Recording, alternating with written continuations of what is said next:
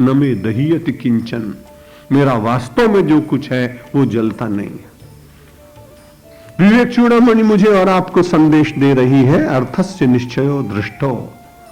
इसलिए जीवन का अर्थ क्या है, आत्मा क्या है, इस को देखने के लिए बार बार निश्चय करना चाहिए और विचारेण और विचार में जाना चाहिए।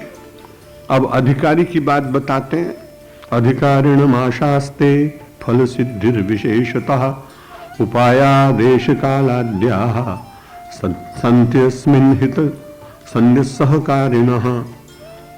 भगवान आदि शंकराचार्य ने कहा, यहां अधिकारी शब्द का हम लोग हिंदी में दूसरा अर्थ करते हैं अधिकार, लेकिन यहां अधिकार का अर्थ है योग्यता। लौकिक दृष्टि से हम कहते हैं हमारा अधिकार यह है, राज्य का अधिकार है, भूमि का अधिकार है, संपत्ति का अधिकार है, संतति का अधिकार है, लेकिन यहां अधिकार शब्द का है कि आपकी योग्यता क्या है। उस वेदांत को सिद्ध करने के लिए, आत्मज्ञान प्राप्त करने के लिए और उसकी फल सिद्धि प्राप्त करने के लिए लौकिक जितने आचरण है, धर्मानुष्ठान है, उनके फल भी अलग अलग है। कोई आदमी यज्ञ करता है तो राज्य प्राप्त करने के लिए करता है।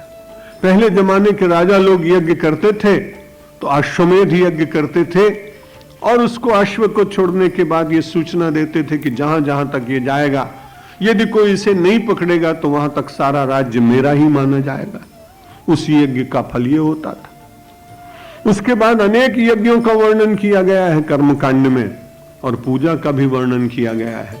हर एक व्यक्ति के अपने अपने अनुष्ठानों के फल होते हैं, और कई बार तो अनुष्ठान बहुत श्रेष्ठ और उसका फल अत्यंत निकृष्ट। जब ये कभी सुनने में आता है तो मन को बड़ी पीड़ा होती है। एक व्यक्ति ने कहा, महाराज मेरा अनुष्ठान चल रहा है आजकल एक अमुक मंदिर में, मैंने 9 पंडित लगा रखे हैं। मैंने कहा क्या प्राप्त करना चाहते हो?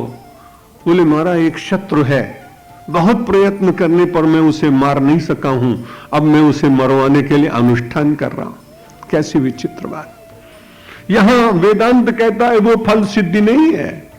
वास्तव में जीवन के फल सिद्धि तो यह है कि आप अपने को ही पहचाने।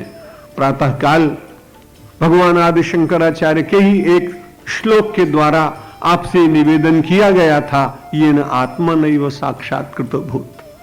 जिसने आत्म साक्षात्कार नहीं किया, जिसने अपने को नहीं पहचाना, और आदमी बड़ा बुद्धिमान है। मुझे किसी हिंदी कवि की एक रुबाई याद आई जो कहता है कि आदमी आकाश को भी जानता है, आदमी पाताल को पहचानता है। परख ली भूगर्भ की सब हड्डियां, किंतु अपने को नहीं पहचानता है। यही तो सबसे बड़ी कठिनाई।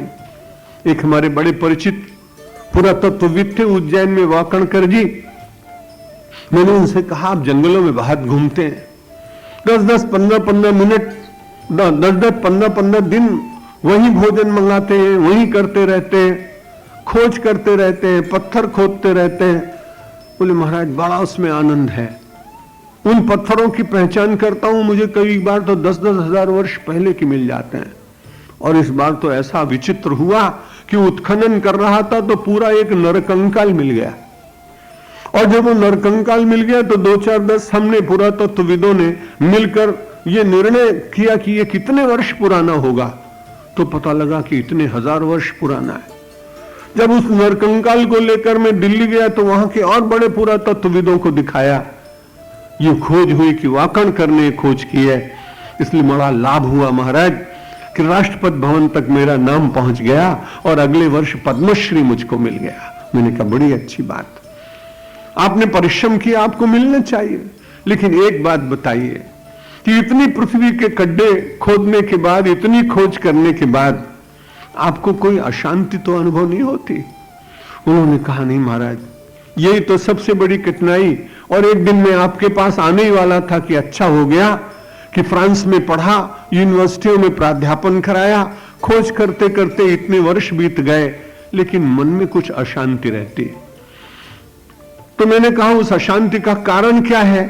बड़ी विचित्र बात लगी। उन्होंने कहा अशांति तो मुझे है, लेकिन मैं आपसे एक बात निवेदन करने आया हूं कि आप पता लगाएं कि अशांति मुझको क्यों है। ये तो बड़ी कठिन बात है। यदि आपको अशांति है तो आपको एक कारण खोजना पड़ेगा कि कौन सी वस्तु आपके स्मरण में बहुत ज्यादा आती है।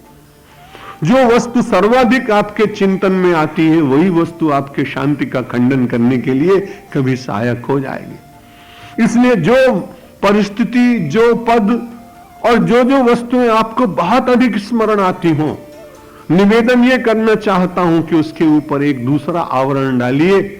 जगत के पदार्थों की स्मृति जो अधिक आती हो तो उसके ऊपर परमात्मा की स्मृति का एक सुंदर सा, अपने इच्छा के द्वारा एक निर्मित सुंदर एक वस्त्र बिछा दीजिए, उसको ढक दीजिए। और परमात्मा की स्मृति करने से व्यक्ति के अमंगल का निश्चित रूप से विनाश होता है।